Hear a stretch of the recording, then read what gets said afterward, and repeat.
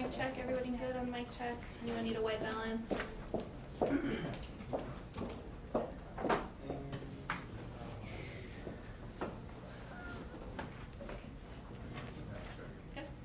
Awesome. Okay, thank you everyone for being here today. Today we're going to talk about the partnership between APD and ACS and all that they've been doing citywide to address juvenile crime. So today we'll be hearing from Mayor Keller, Chief Harold Medina, Commander Jeff Bernard, Director Jodie Esquibel, and Deputy Director Jasmine Desiderio. So with that, I will go ahead and turn it over to Mayor to get us started. Thanks and good afternoon. As was mentioned, we're going to touch on a number of things today, but specifically it's really about what we're doing both in terms of youth crime and with respect to how we're working on the front end of trying to prevent that.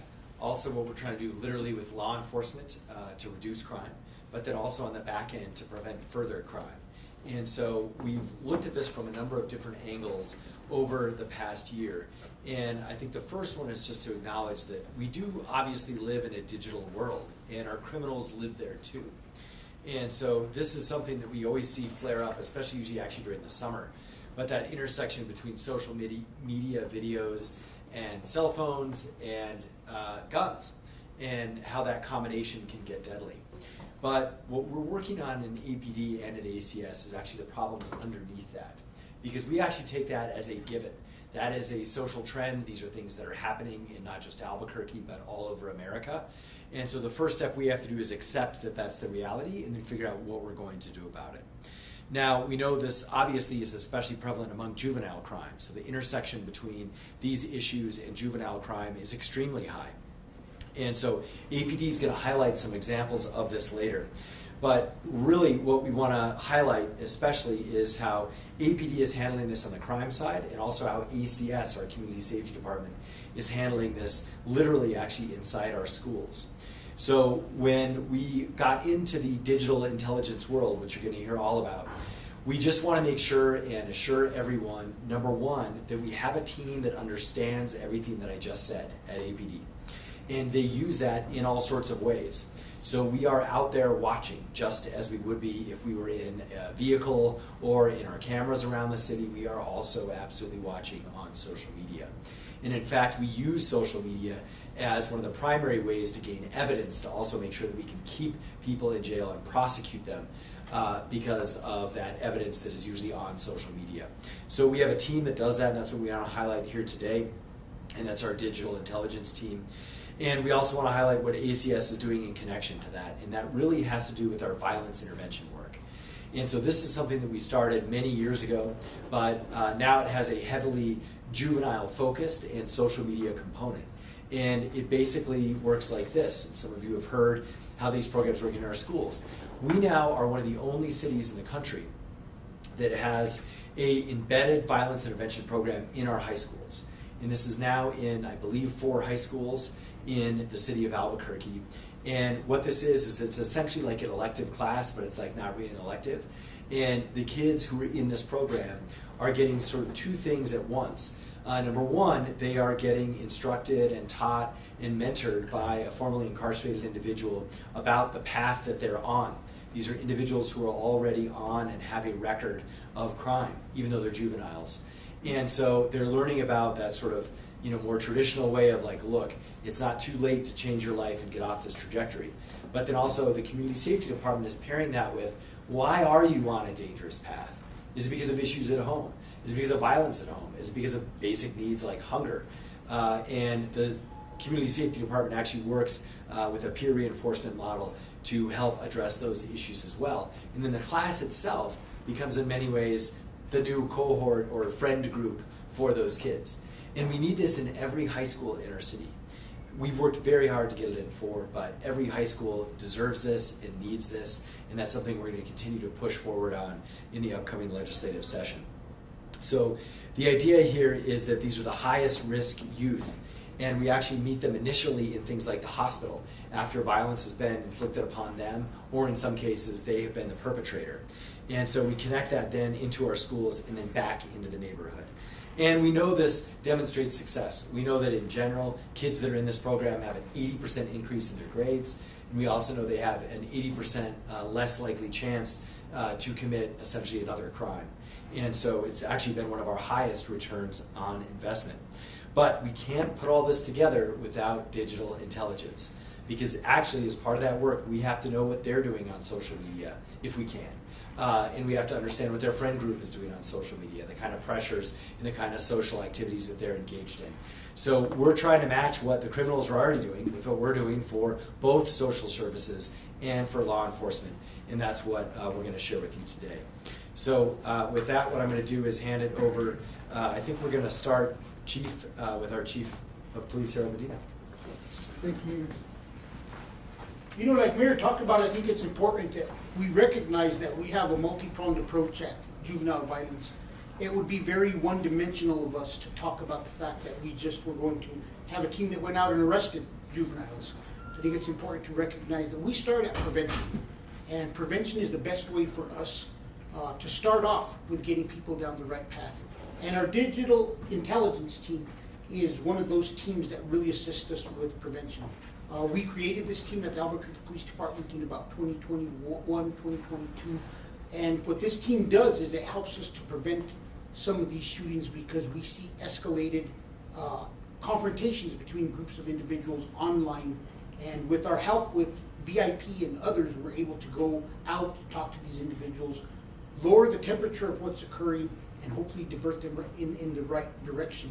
And many times you will find that an intervention of this type at these points in time can greatly reduce your shootings, because every contact with officers is proven in the past to have shown that the person will start off back at ground zero and they'll have to build the escalation once again. So I think it's important we recognize prevention is the number one thing. Digital intelligence team that we started, they watch social media, they have accounts, they keep eye on when things are starting to build up, and then they send the next group of officers and VIP personnel to kind of intervene and deal with that. The next part is intervention, and we know that many times we have one shooting which triggers another shooting, which triggers another shooting, and it goes back and forth. And over the years, any seasoned officer is going to tell you that they saw the escalation of cases where individuals end up shooting each other several times across the board in different groups and different gangs. So what VIP does is we really work within the schools with our juveniles to make sure that we're intervening and we're stopping this cycle of violence that in the past used to occur until somebody was arrested. We know that we don't always have all the information, and cases are sometimes hard to build, and we know that the faster we could intervene, the more successful we're going to be in follow-up shootings.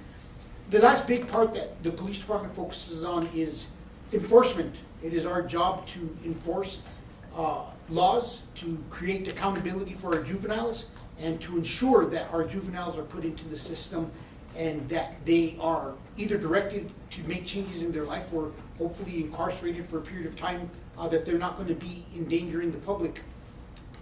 I think it's important to kind of remember some of our successes over the years. Once again, DIT has been instrumental in us being able to bring individuals to justice, bring a sense of justice to families and closure by making those arrests. And you know, in 2021, when I took over as chief, we've talked about it several times. Clearance rate on homicides was somewhere around 55%, and we've been hovering mid-95s, and this year we've actually cleared more cases, including some from the past, than have actually come in this year. We have a 35% reduction in homicides as a whole, and it's part of this process of us being very proactive. But how did we get there? And yes, we have strong technology. We've talked about that. We have motivated officers. We developed a detective academy. They're better trained as detectives than ever before. But I think the last piece is that we have to remember is we created a true comp stat process. Duke City Stat, every week they meet, and commanders and specialized units are held accountable to get results on cases.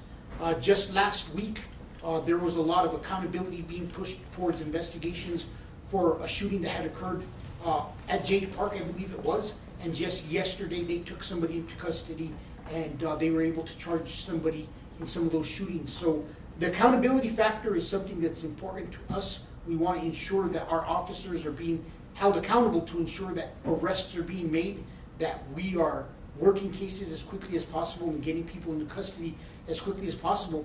If you go back years, many times you saw individuals who were involved in multiple shootings, and now we're seeing that less and less because we've gotten so much better at taking people into custody after the first shooting or the first homicide and ensuring that it doesn't continue to go forward. I just want to close this part with me just reminding everybody that, accountability and ensuring that juveniles are held accountable for the crimes that they commit is still something that is of a concern to the police department. We will be working this next legislative session with all of our legislators, and hopefully we can move forward some type of legislation that will help us hold individuals accountable when they have to be held accountable, but at the same time give resources to those that are working with our VIP and with ACS to ensure that the family has resources to successful outcomes and that they could get the help they need to become a better, stronger family unit. And with that, I think I'm going to turn it over to Commander Bernard. Thanks.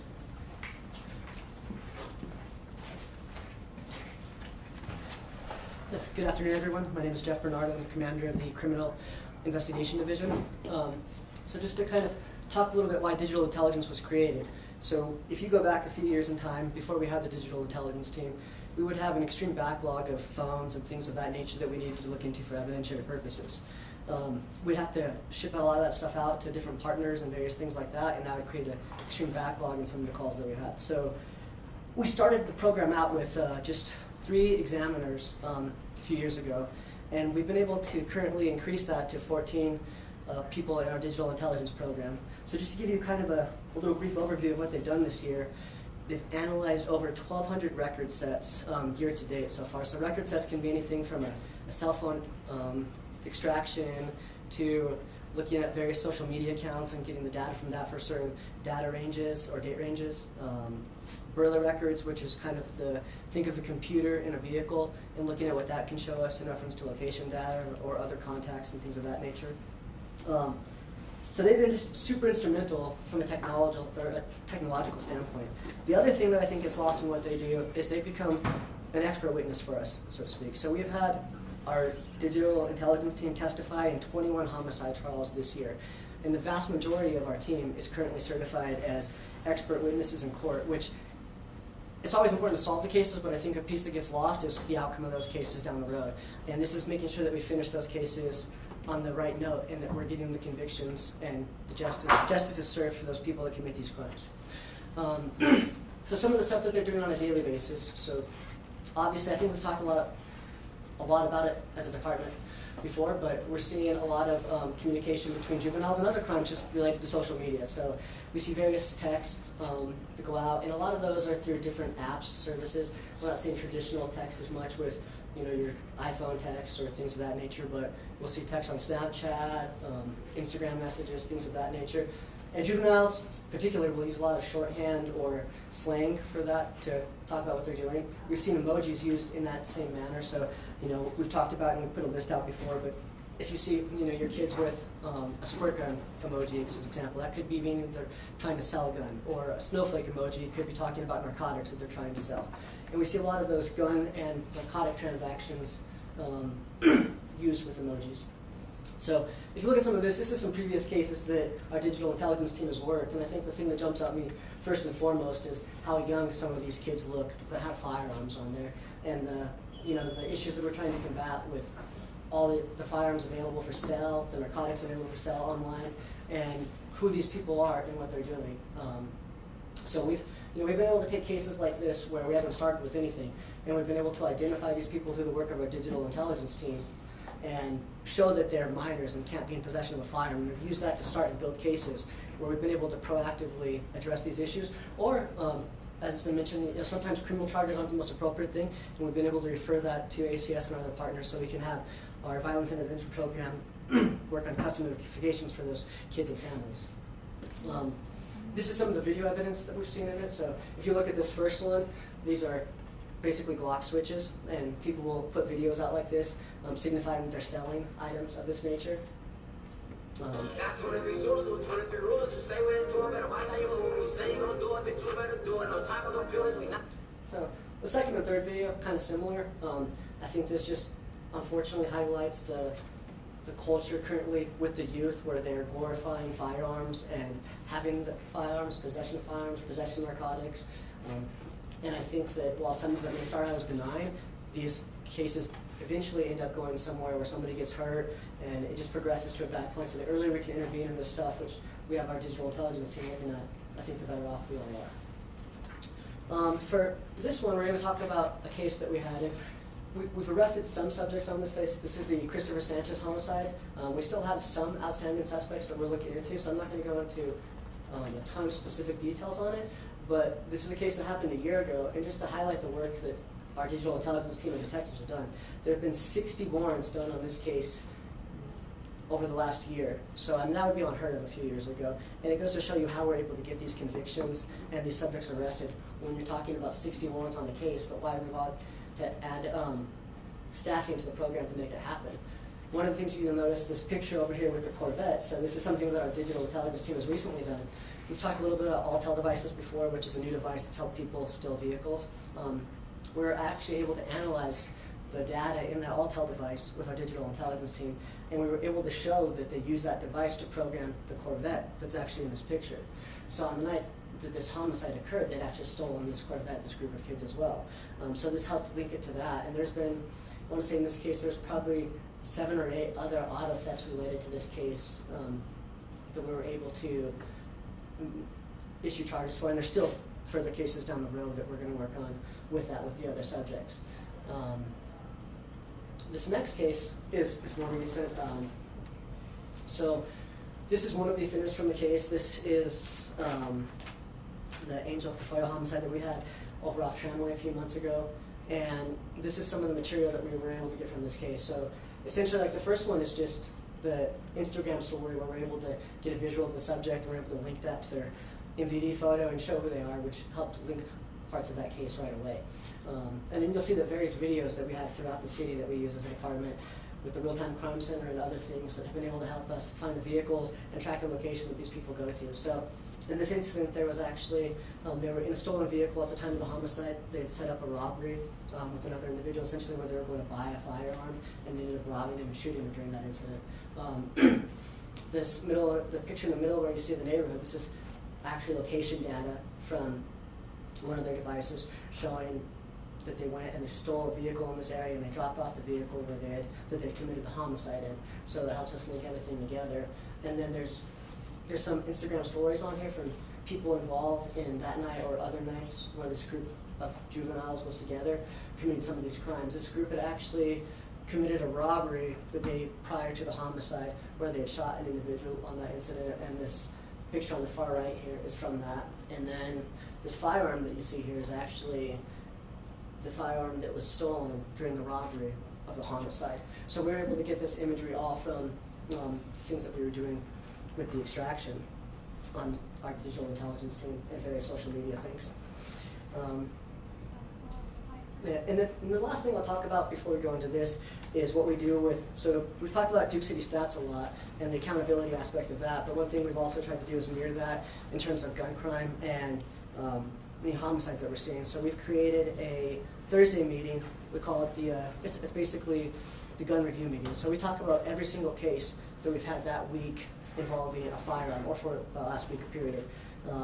During that, we'll get every single team, which also works in the same office together, and that way they can communicate about any instances they've had where the field has arrested somebody with a firearm, or they have a specific case going on, or they're seeing somebody possibly in reference to a previous case that they know that's kind of ancillary to what's going on. So I guess if I was to slow that down a little bit, unfortunately we see repeat offenders, and it's not always them committing the shooting themselves or something along those lines. We'll see someone commit a crime and they'll be with a shooter, and then we'll see another incident pop up a couple weeks later, and we'll be able to link those together, kind of make the groups out of this, and that's where we can target the entire group of that incident. And we've kind of talked about it a bit, but we hit that on multiple sides, right? So there's people that are obviously going to get charged in those incidences, but then we also have people that may not have any criminal predicate at the time, and those are a lot of the referrals that we send to VIP. So every case that we talk about, we figure out the next steps on the follow-up. Do we have different warrants we need to look at? Do we have different people that we're going to be arresting? Who's going to work on apprehension on these pieces? And then, who we're going to send these custom referrals to. So every case that we send a custom referral to goes to VIP, and then we communicate with them on their background and information of that nature, and then we start doing that. And these individuals that we see in that, we continue to track and follow as things progress. So the team isn't going to just, after the case is solved, we understand a lot of these people are released, or maybe, like I said, they weren't the actual one charged on that specific case, but we know they're involved in this group. So we're going to continue to monitor that for basically as long as we're seeing them commit illicit activity on their social media accounts or anything of that nature. And we're going to follow up, whether that's with VIP or if that's a criminal investigation, so to speak. And in addition to VIP partners there, we keep every team that has a gun case involved in that, which is our gang unit, our impact unit, gun violence reduction unit. We've reorganized the department in the last few years, so we have all those teams together for each and every single case, so we can get the most holistic approach on it. And then we've also added our CJIC, which is our Crime Gun Intelligence Center, as part of the division as well. So any sort of NIBIN leads that we get for the casings, those are immediately shared with every single team in the meeting, and all of that is utilized for solving these cases. And with that, I'll go ahead and turn it over to ACS.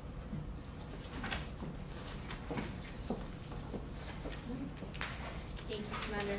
So to further explain the partnership between APD and ACS, we had Commander Bernard talk about what happens on the APD side, and we've brought our ACS partners here to talk about what happens in that pipeline after APD has dealt with their side of things. So with that, I'll turn it over to Jasmine Desiderio.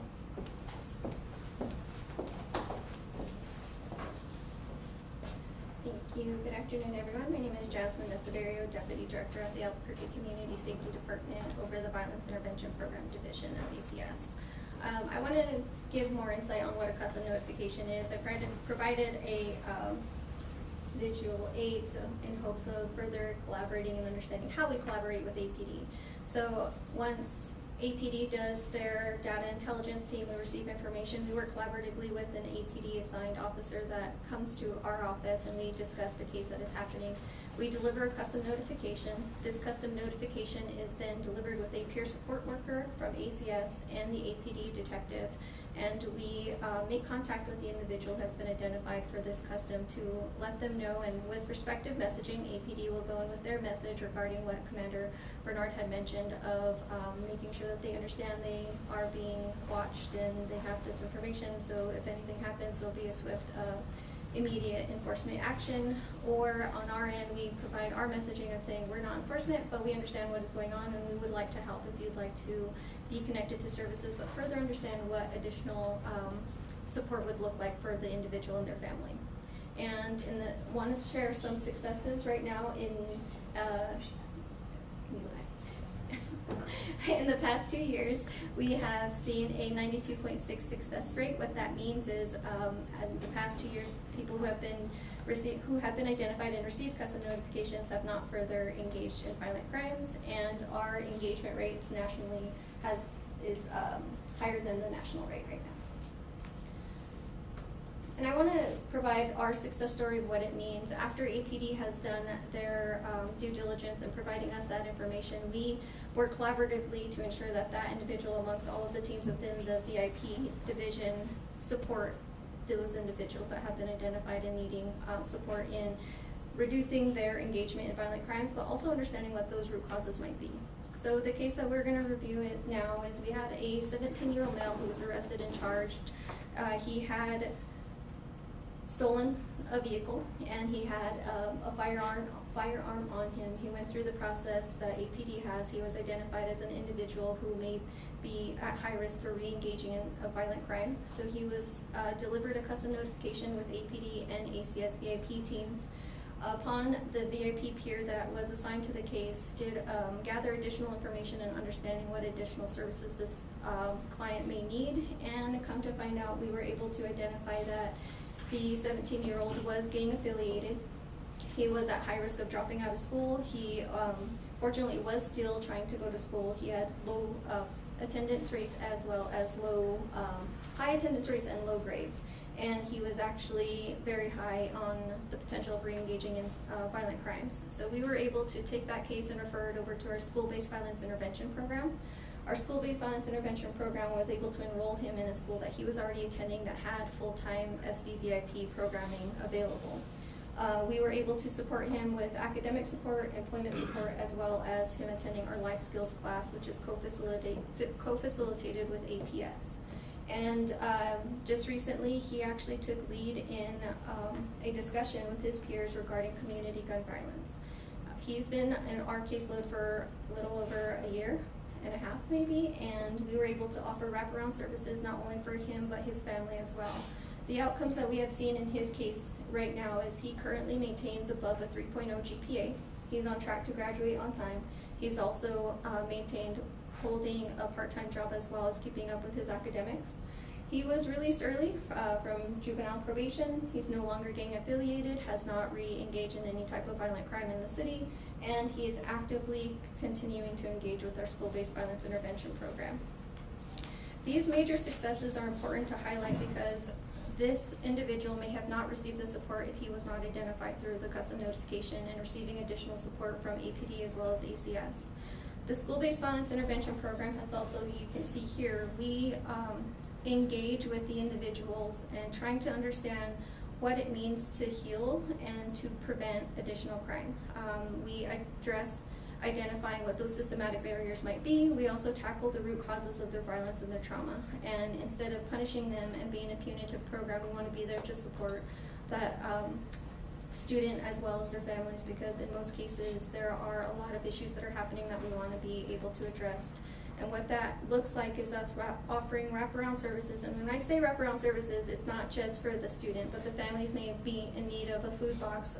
They might need rental assistance. We're there to listen and to understand how we could be of service and connect them to long-term services support or community-based organizations that would be able to assist them with the needs that we have identified. The successes of this would not be possible without our partnership with APS, participating schools within APS, but also our community partners. So I'd like to thank them. This is not the end goal, right? The SBVIP program has been showing a lot of great outcomes and data, and we want to be sure we're evolving with the program and the needs of the city of Albuquerque. So we've seen that SBVIP now has a curriculum that is co-facilitated with APS, so we're able to provide them additional support on life skills training. We also have expanded into Del Norte High School. We also are taking students from RFK Middle School as well as the high school, and recently have received an increase of support and requests from middle schools within APS to add a full-time programming within their schools. So that is a major highlight for us to understand that there are more schools who are interested in having this type of programming available for their students. Also with this program, in May of this year, ACS has created a new program called the Youth VIP program. This is to be in collaboration with our school-based violence intervention program, but this particular team focuses on kids who are identified as at higher risk and re-engaging in violent crime, but they are not in school, currently not working, and do not have a support system. So we're able to offer the same supports that our school-based violence intervention program offers on campuses, but outside of school to provide them additional support. We've received over 33 referrals and since May of this year, and have currently on our caseload 11, but that also requires us to work collaboratively with APD. The information that we're receiving and working in partnership with them also identifies these kids who may need these supports and connect them immediately to services in the community. We're prioritizing the vulnerability of these kids to ensure that they have the support at critical moments in their life.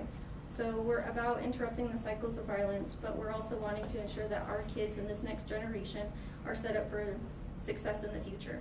And I just want to highlight across all of the programs within the ACS Violence Intervention Division, we have engaged over 193 youth under the age of 17 years old that are in need of support with addiction to substances, experienced some type of violent traumatic injury, or have been identified as high risk of engaging and continuing their involvement in violence in the city. So we have done a lot, but more could be done, and we want to be clear that we want to do as much as we can because we can't afford to lose our generation to violence, especially when we have the tools to prevent it. Thank you, and with that, I'll bring up our director, Jodie Esquibel. Thank you. We're actually going to jump to Q&A. We have still here our commander and Jasmine. Are there any questions? Yeah, I do. For the commander, I know that this week the popular app Roblox announced that it was going to basically limit the age of who can message people. Can you talk about the digital intelligence team and whether apps like Roblox are like making an impact with the work that you're doing, or you're finding that crimes are being committed on apps like that?